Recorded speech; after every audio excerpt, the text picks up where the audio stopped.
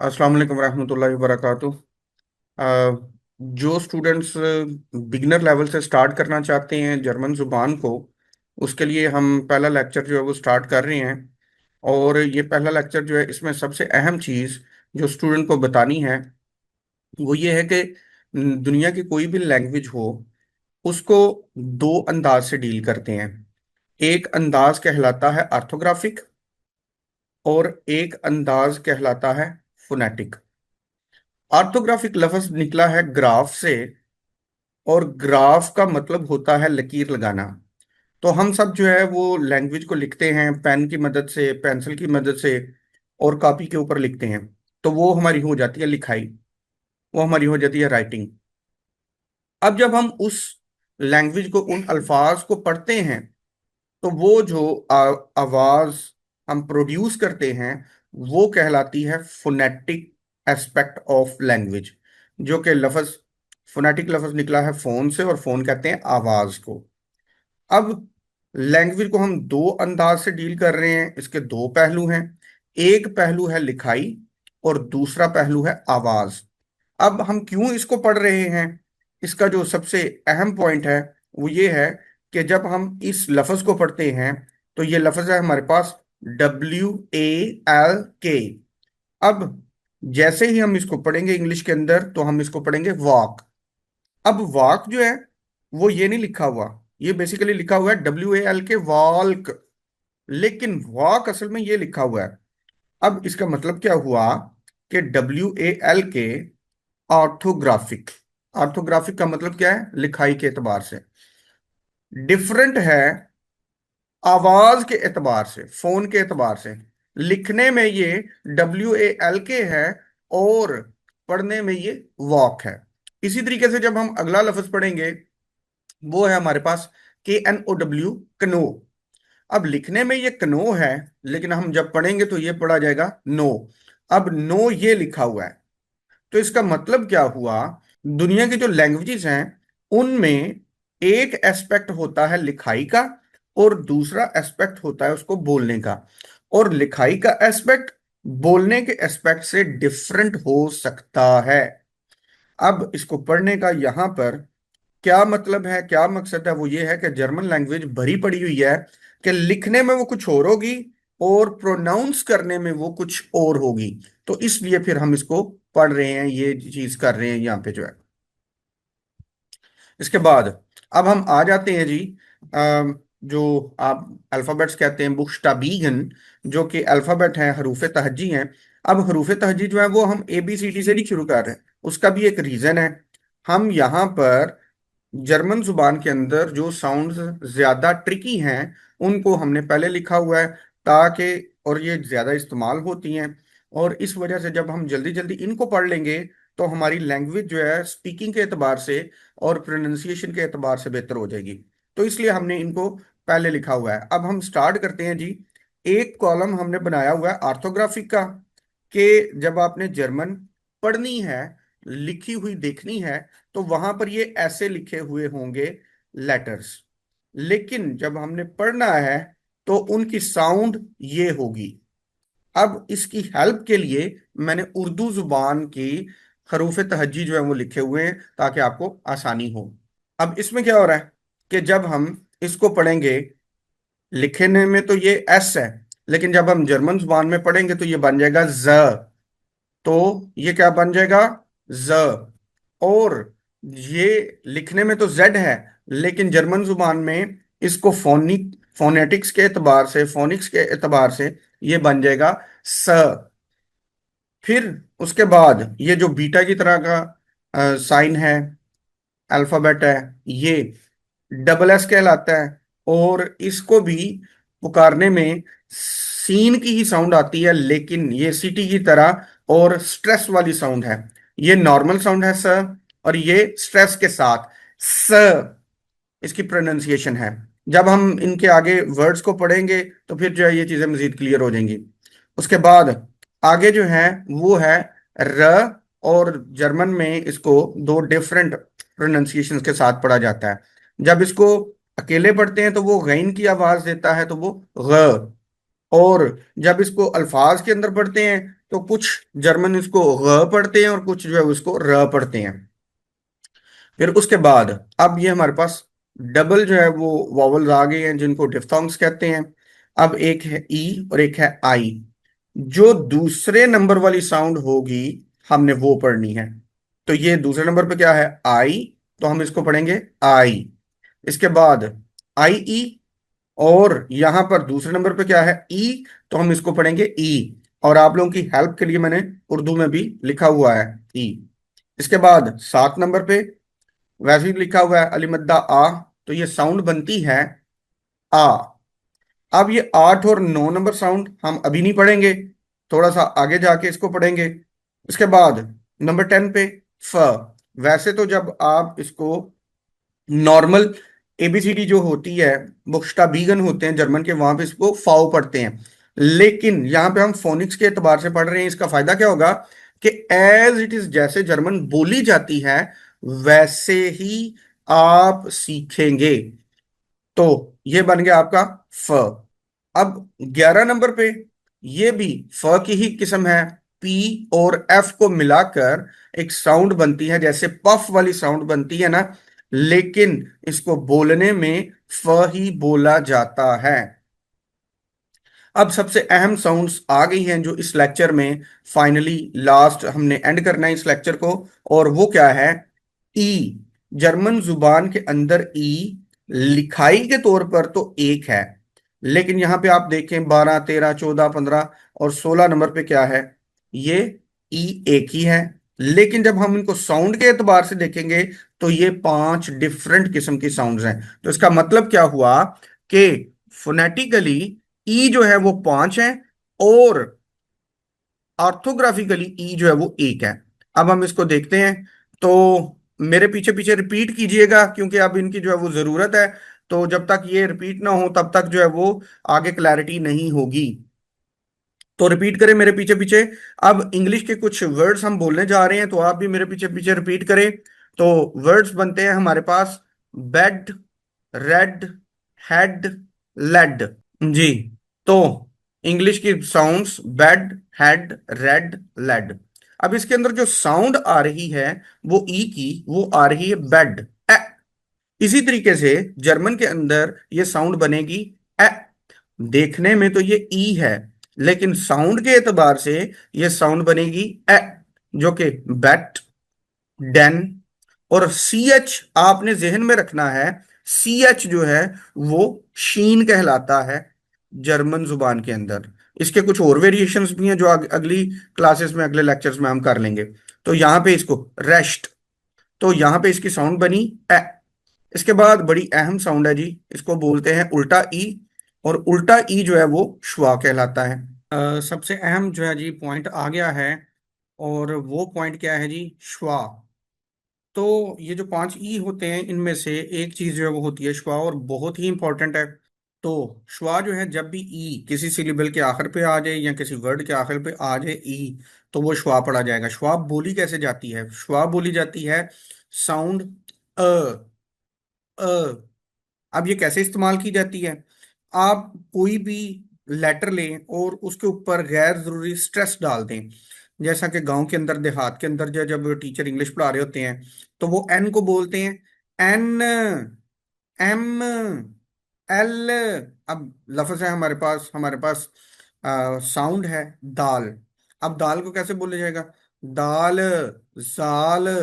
तो ये जो गैर जरूरी खींचते हैं और ये स्ट्रेस होता है, इसको शुआ बोलते हैं। गांव के अंदर मास्टर को बोलते हैं मास्टर। अब ये जो रा की साउंड को खींचते हैं ये शुआ कहलाती हैं। और सबसे बढ़कर ये कि हमारे सियासतदानों की तकरीरें, उनके अंदर शेख रशीद साहब। अब शेख रशीद साहब जो है जब बोलते हैं, देखे ना जी मेरा ख्याल, अब ये जो बात को ट्रेलिंग करते हैं, लंबा खींचते हैं, ये शुआ होती है। अब जर्मन वर्ड्स के अंदर हमारे पास ये है बिट, और आगे ई। जब ई लास्ट पे आ गया तो ये श्वा बन गया। अब श्वा का मतलब क्या है कि जो पीछे लफ्ज है टी, इसके ऊपर गैर जरूरी स्ट्रेस दिया जाएगा और इसको लंबा किया जाएगा, बिट। इसी तरीके से मिट। अब ई जो है वो श्वा बन गया और टी को जो है गैर जरूरी लंबा किया जाएगा तो बन गया मिट। आगे डांग का ई जो है वो लास्ट पे आया हुआ है, तो के जो है उसके ऊपर गैर जरूरी स्ट्रेस दिया जाएगा, तो ये बन जाएगा क, डांग का। अब बहुत ही अहम पॉइंट जो कि आपको मार्केट में कहीं से भी नहीं मिलेगा और यूट्यूब पे कहीं पे भी नहीं मिलेगा, और वो पॉइंट क्या है? जो लोग भी पाकिस्तान, इंडिया, बांग्लादेश से, साउथ एशियन कंट्री से गए हुए हैं, वो वहां पे जो सिखाई जाती है जर्मन, वहां पे बेसिकली ई को ए बोला जाता है सिर्फ एक साउंड के एतबार से। तो ये समझते हैं कि इसको ए ही पढ़ना है, तो वो फिर क्या करते हैं, इसको बोलते हैं बिट्टे, मिट्टे, डांके। बेसिकली ये प्रोनाउंसिएशन गलत है, ये बनता है बिटा, मिटा, डांका। तो इसलिए इसको श्वा कहते हैं। तो नेक्स्ट आगे चलते हैं जी।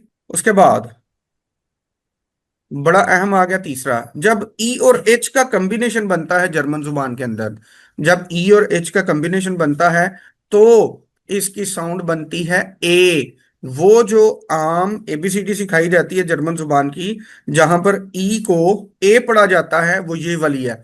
लेकिन ये किस सूरत में ए पढ़ा जाएगा? जब ई और एच आपस में मिलेगा। तो हमने जेड को पढ़ा था स, और ई एच जो है वो बना ए, और आगे एन मिला तो ये बना सेन। तो ये बना सेन। उसके बाद इसको पढ़ने के लिए हमें एक्स्ट्रा आगे कुछ अल्फाज की जरूरत है। S T, S T German जुबान में बनता है स्ट, एस पी जर्मन जुबान में बनता है स्प, स्ट, स्प। अब इनको पढ़ने के लिए हमारे पास एस टी ये बन गया स्ट, ई एच जो है वो बन गया ए, तो स्टे। और इसके बाद ई जो है वो दोबारा श्वा बनेगा, ई जो है वो श्वा बनेगा तो वो बन जाएगा अन, तो ये इसकी प्रोनाउंसिएशन होगी स्टेयन, स्टेयन, स्टेयन। ये हमारा प्रोनाउंसिएशन होती है ज। और उसके बाद ई एच जो है वो बन जाएगा ए, और उसके बाद न। अब न को हम स्ट्रेस देंगे तो बन जाएगा न, जे न। फिर इसके बाद आ जाते हैं जी, जब भी ई आर किसी भी सिलेबल के शुरू में आ जाए ई आर, तो उसकी प्रोनाउंसिएशन होती है एया। यहां पे ये लिखा हुआ है एया, तो ये वी को फ पढ़ते हैं, तो फ, एया, तो ये बना फेया। उसके बाद के, अब ए यू इकट्ठे होते हैं और इनको उर्दू जुबान वाला आओ की तरह आप याद रख सकते हैं, तो ये इसकी साउंड बनती है आओ, तो बना फेयाकाओ। और फिर उसके बाद फन, फेयाकाओफन, फेयाकाओफन। उसके बाद ई आर जब शुरू में आ जाए तो बन गया एया, ई आई, एया। उसके बाद ल, ई आई में से जो दूसरे नंबर पे आएगा हम उसको पढ़ेंगे तो बना आई, ए अलाई। फिर उसके बाद सी एच जो है वो शा होता है, ए अलाइश। फिर उसके बाद टी आ गया। अब याद रखना है आपने, जब ई आर किसी भी सिलेबल के आखिर में आ जाए या किसी वर्ड के आखिर में आ जाए, तो ई आर श्वा बन जाता है। श्वा क्या होता है? अ। तो ये क्या बना? अ। तो टी को हम लंबा करेंगे तो बन जाएगा ट, और एन मिलाएंगे तो बनेगा टर्न, एलाइस्टन, एलाइस्टन। ये असल फंडामेंटल डिस्क्रिपेंसी है, फर्क है, जो कि जर्मन में बंदे रह रहे हैं और जर्मन जुबान बोल रहे हैं, वो आर को आर बोलते हैं, वो इसको बोलते हैं टर्न। लेकिन जब किसी आप जर्मन को सुनेंगे और खास करके स्टैंडर्ड लैंग्वेज वाले को सुनेंगे, तो वो इसको बोलेगा श्वा, ए अलाइस्टन। इंग्लिश के अंदर भी ये श्वा बन जाता है और जर्मन के अंदर भी ये श्वा बन जाता है, तो इसकी प्रोनाउंसिएशन अर लाइश टर्न नहीं होगी। तो जब इसको जर्मन इसको बोलेंगे, आपने गूगल पे इसको लिखना है और इसकी प्रोनाउंसिएशन सुननी है तो आपको पता चल जाएगा। वो इसको पुकारेगा ए अलाइस्टन। पहला ई आर बना एया, दूसरा ई आर एंड पे आ रहा है तो उसकी वजह से वो बन गया श्वा, तो वो बन गया टन। टी को लंबा करेंगे और बन जाएगा टन, ए अलाइश टन। आगे जो पांचवें नंबर पे है हमारा ई, ये वो ई है जो इंग्लिश वाला ई है। जैसे ही ई और बी का कॉम्बिनेशन बनता है, इसके अलावा एक और हरूफ तहज्जी है, वो भी आपको पढ़ाऊंगा। वो भी जब मिलता है तो फिर ये वाला ई जो है वो ई बन जाता है, इंग्लिश वाला। तो ये बना लीबन, गीबन, फीब, लीबन, गीबन, फीब। तो ये जो है आज के लेक्चर की मेन चीजें थी। अब हम पीछे पीछे से रिवाइज करते हैं, जो हमने वर्ड्स अभी तक नहीं पढ़े हम उनको पढ़ने जा रहे हैं। ओके जी, हमने स को पढ़ा था, ज यानी एस को पढ़ा था, ज। अब यहां पर पढ़ने जा रहे हैं जी, तो ये हमारा आ गया ज। आई ई जो है वो क्या होगा, यहां से हम देखेंगे आई ई, आई ई ई है, तो हम ज और ई को जोड़ेंगे तो बन गया जी। अगला ये ज है, ई आई जो है क्या होता है आई, तो जा और आई मिला तो बना जाई, और आगे एन मिला तो बना जाइन। उसके बाद जो है वो ज, और उसके बाद ये वाली साउंड अभी हमने पढ़नी है, और वो साउंड है हमारी इधर ये वाली 17 नंबर पे। 17 नंबर पे आई जो अकेला आता है, ये जर्मन जुबान में कहलाता है शॉर्ट साउंड, और ये बनता है ई, जैसा कि हिट बिट रिट के अंदर। और यहां पर बिन, जिश, मिश, फिनडन, और इसी को जब दो डॉट्स साथ लग जाएंगे तो लंबा हो जाएगा, तो ये बन जाएगा ई। तो ये इ, ये ई, ये इ, ये ई। तो अब हम वहां पर जाकर पढ़ेंगे, इ है तो पहले जा आ गया, फिर इ आ गया, फिर न, फिर ड, तो बना जिंड, जिंड। अब इसको वीक साउंड पे जिंट कैसे पढ़ते हैं वो बाद की बातें, बड़ी एडवांस चीजें हैं वो। उसके बाद ज, फिर उसके बाद इ, और सी एच जो है वो शाह होता है, तो ये बन गया जिश। तो अब इन अल्फाज को हम बोलने जा रहे हैं जी, जाइन, जिन, जिश। फिर उसके बाद ये सा आ गया, स जो है वो अपने साथ ई आई मिलाएगा तो बनेगा साई, और फिर जी ई एन गन, साइगन। फिर उसके बाद स, ई आई आई, और टी मिलेगा तो बनेगा साइट। एक बात आपने याद रखनी है कि एच, एच जो है जब कभी किसी वर्ड के शुरू में आएगा तो एच प्रोनाउंस होगा, अदरवाइज जर्मन जुबान में ये साइलेंट हो जाएगा। स, अ, और एच और एल, तो ये बना साल। अब आ जाते हैं जी, ये सीटी की तरह की जो आवाज निकलेगी ये बनेगा फुस बॉल। उसके बाद फ्लोस। उसके बाद आगे जो है एडवांस साउंड्स हैं ये, हम इनको जो है वो आगे चल के पढ़ेंगे।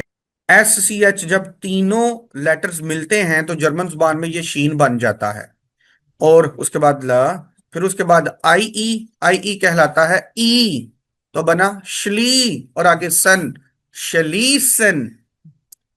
उसके बाद आर को हम आगे चल के पढ़ेंगे, आर थोड़ा सा ट्रिकी है क्योंकि इसके लिए हमें 3 रूल्स पहले सीखने हैं, फिर आर पढ़ेंगे, तो ये इसको हम छोड़ देंगे। उसके बाद ई आई, ई आई जो है वो आई है, तो बना आइन, फ्राई, फ्राई भी इसको पढ़ते हैं और फ्राई भी पढ़ते हैं, साइट।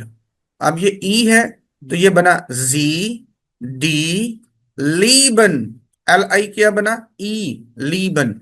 तो ये बेसिक अल्फाबेट्स हैं। इसके बाद ए जो है वो बना आ, तो आ बना अम। उसके बाद अब, आबाइट। अब आर का प्रॉब्लम है, ये मैं आपको नेक्स्ट लेक्चर में करवाऊंगा, आर के 3 रूल्स के साथ जो है।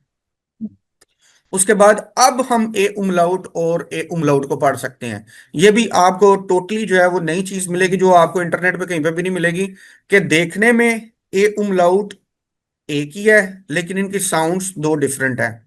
एक साउंड कहलाती है ए, और एक लंबी साउंड होती है डबल डॉट के साथ और वो बनती है ए। ए, ए, ए उमलाउट, ये जो ए और ए है सेम, ये वो वाली दो साउंड्स हैं जो हमने ई में 5 साउंड्स पढ़ी हैं। ई में हमने 5 साउंड्स, एक साउंड ये ए, और एक साउंड ए, ये दोनों sounds same as it is यही है। तो मतलब क्या कि अगर हमने ई 5 पढ़ लिए हों तो ए उमलाउट की टेंशन नहीं होती, और ये भी बन जाता है ए, ए। अब इसको पढ़ के देखते हैं। एच, ए उमलाउट, ये जो दो नुक्ते ऊपर होते हैं उनको उमलाउट कहते हैं। एन डी अ, तो ये बना हैंड, ये शॉर्ट साउंड है तो बना हैंड। एप्पल, एंगस्टन। अब ये ए है और नीचे वाला ए है, एस्टिन, मेडशन, केज। अब इनको कैसे हमने प्रोनाउंस करना है, मजीद नेक्स्ट लेक्चर्स में मैं आपको इस चीज की क्लैरिटी दे दूंगा। तो इसलिए अभी यहां पे क्लैरिटी नहीं दूंगा। तो ये साउंड बनी ए, और ये बना ए, उमलाउट का ए, ए, ए। अब सवाल होता है स्टूडेंट्स का कि जो पांच ही हैं हमें कैसे पता चलेगा कि कहाँ पे ए, कहाँ पे ए, कहाँ पे श्वा, कहाँ पे एया, कहाँ पे ई पढ़ना है। तो उसके लिए भी वक्त के साथ साथ हम आपको प्रैक्टिस करवाएंगे, तो आपको खुद ब खुद ये चीजें क्लियर होती जाएंगी।